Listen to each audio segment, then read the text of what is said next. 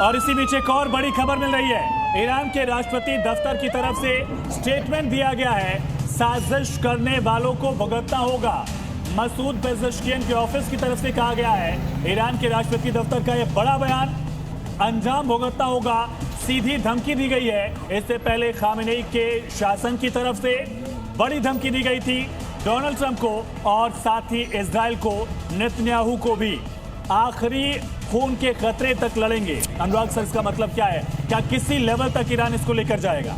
जैसा कि आपने पहले बोला कि वो अपनी पूरी आर्सेनल अब खोलने को तैयार हैं, उनके पास खोने के लिए कुछ नहीं है, जैसा आपने कहा। तो वो पूरी ताकत लगा देगा। जो जो उनके पास हथियार है, जो उन्होंने पिछले कई दशकों से छुपा छुपा के बना के रखे हैं, आज वो निकालने का समय आ गया है और उसकी कैपेबिलिटी को उनको पूरा विश्वास है। अगर हम आज भी देखें तो ईरान के जो ड्रोन हैं उनको विश्व के one of the most advance drones माने जाते हैं और कई बार देखा गया है कि यूक्रेन वॉर में भी उसको इस्तेमाल किया गया और ईरान ने बहुत सारे वर्ल्ड को डोनेट भी किए हैं, इस तरह के, जैसे पाकिस्तान को भी दिया था। तो उनके एडवांस जो ड्रोन्स हैं उनके अंदर कुछ ऐसी ऐसी खासियत है कि वो किसी भी रडार को बिना डिटेक्ट किए जाने में कामयाब हो जाते हैं, जैसे कि आपने यूएई में भी देखा होगा। यूएई में जो और इसी बीच सर एक और बड़ी खबर है, ईरान ने एक बार फिर से यूएस बेसिस को टारगेट किया है। मिसाइलें फिर दागी गई हैं। अमेरिकी एयरबेस जितने भी गल्फ में हैं उन सबको एक साथ टारगेट करने का प्रयास दुबई, कुवैत और जॉर्डन में नए हमले किए गए हैं। इस वक्त की फिर से ये अटैक की तस्वीरें आप देख रहे हैं। अमेरिकी एयरबेस, अमेरिकी नेवल बेस, अमेरिकी सैन्य ठिकाने दुबई, कुवैत, जॉर्डन, हर जगह अब ईरानी मिसाइलों की बौछार हो रही है। और हमने देखा है कि अब इजराइल में साथ ही साथ ड्रोन की भी बौछार हो रही है। और अमेरिकी एयरबेस को इस वक्त सबसे ज्यादा खतरा है क्योंकि कई जगह टारगेट को वो हिट भी कर रहे हैं, वो मिसाइल। और दुबई की ये तस्वीरें आप देख रहे हैं, दुबई में एक बार फिर से हमला हुआ है। दुबई एयरपोर्ट को टारगेट किया गया, पोर्ट सिटीज को टारगेट किया गया था। अब देखिए किस तरह से हमले के बाद बारूदी गुबार जो है वो आपको दिख रहा है। जी न्यूज पर पर्यटन स्थल के तौर पर पहचान रखता है और न सिर्फ दुबई बल्कि कुवैत और जॉर्डन में भी ईरान ने एक बार फिर से अमेरिकी बेस को टारगेट किया है।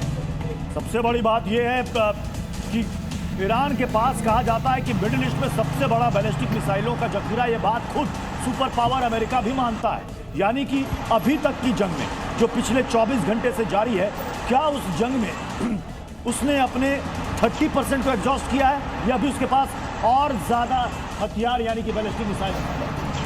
देखिए, उनके पास 5 प्रकार के बैलिस्टिक मिसाइल्स हैं, जिनका जो शॉर्ट रेंज भी है, लॉन्ग रेंज भी है। मतलब 1500 किलोमीटर से लेकर 2200 किलोमीटर तक बैलिस्टिक मिसाइल, हाँ 2500 तक है। लेकिन वर्किंग रेंज चलो 2500 मान लेते हैं, तो काफ़ी रेंज है। इसराइल को तो डेफिनेटली वो हिट कर सकते हैं। उसके बाद उनके पास, जो अभी तक मुझे नहीं मालूम था लेकिन बहुत स्टडी के बाद पता है, उनके पास क्रूज मिसाइल भी है, और हाइपरसोनिक मिसाइल भी है जी। तो मैं आपको ये बताना चाहता हूँ, हाइपरसोनिक मिसाइल तो अभी यूज नहीं हुआ। आज ही वीडियो बाकायदा जारी किया गया और बताया गया कि हम हाइपरसोनिक मिसाइलों का इस्तेमाल करने वाले हैं। हाँ, ये अभी नहीं हुआ इस्तेमाल, लेकिन जब इस्तेमाल होगा तो इनका जो आयरन डोम है वो तो बिल्कुल उसको तो कुछ नहीं कर पाएगा। लेकिन सवाल है कि जो आप कह रहे हैं कि अगर हाइपरसोनिक मिसाइल निकालता है वो कब निकालेगा?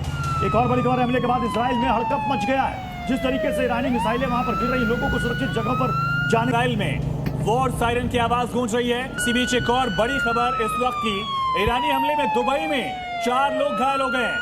कतर में ईरानी हमले में 16 लोग घायल हुए हैं। आप देखिए आंकड़ा बढ़ रहा है। इराक में जो इरबिल एयरपोर्ट है वहां पर भी ड्रोन हमला किया गया। अमेरिकी बेस पर ईरान ने हमला कर दिया है। पूरा मिडिल ईस्ट जो है वो जल रहा है। टिक्कू सर, देखिए, मैं कुछ आपको बता रहा था। मैं एक हथियार का वर्णन करना चाहता था, हाइपरसोनिक। जो नहीं, हाइपरसोनिक के बाद भी उनके पास एक वेपन है और वो है डर्टी बॉम्ब। वो जो बार बार इजराइल को बोल रहे हैं ना कि हम आपको छोड़ेंगे नहीं, डिस्टेंस में अपने दुश्मनों के पास ट्रांसफर करने के लिए। सर लौटेंगे इससे बहुत अहम पॉइंट है हमले को लेकर, लेकिन ईरानी सेना ने एक बार फिर से धमकी दी है, बदले के लिए बहुत बड़ा हमला करेंगे। ईरान की तरफ से सीधी वार्निंग दी गई, कहा हमारी तरफ से भी अब वॉर शुरू हो चुका है। इतनी क्षति पहुंचाएंगे जो आपने हिस्ट्री में कभी नहीं देखी होगी। मैं आपको, मेरी असेसमेंट है, लोग मेरे से सहमत हो ना हो, उनके पास डर्टी बॉम्ब है और वो डर्टी बॉम्ब को यूज करेंगे इजराइल के बरखिलाफ। ये मैं आपको कहना चाहता हूं। तो ये स्थिति कब आ सकती है अनुराग सर?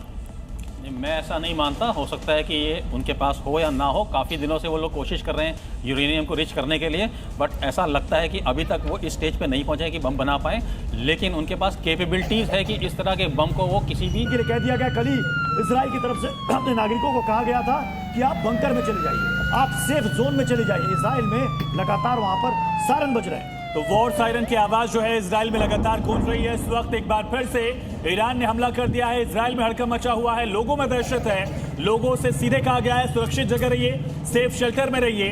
हमले के बाद लोग बंकर में छिपे हैं। पूरे